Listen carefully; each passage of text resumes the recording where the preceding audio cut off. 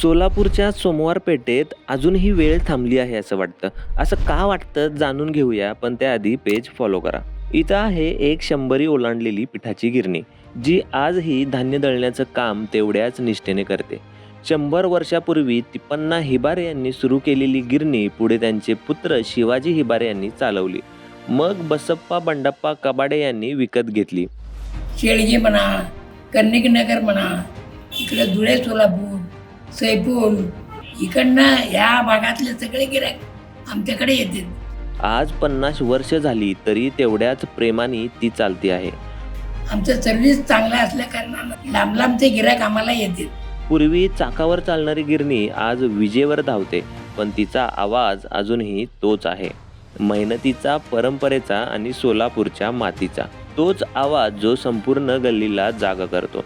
जुनी पिठाची गिरणी म्हणजे धान्य दळून पीठ करण्याची पारंपरिक पद्धत, जी आजही अनेक ठिकाणी वापरली जाते. आज आपल्याकडे आधुनिक घरगुती गिरण्या आहेत, पण या जुन्या गिरण्यांचा इतिहास आणि वारसा जपणं आपली जबाबदारी आहे.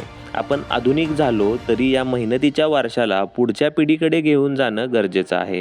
कारण ही गिरणी फक्त पीठ नाही बनवत, ही आपल्याला आपल्या मुळाशी जोडून ठेवते. आजोबा वडील नंतर मी आता सांभाळत आहे. पिठाची गिरणी आमची जवळजवळ आहे, तिसरी पिढी आहे.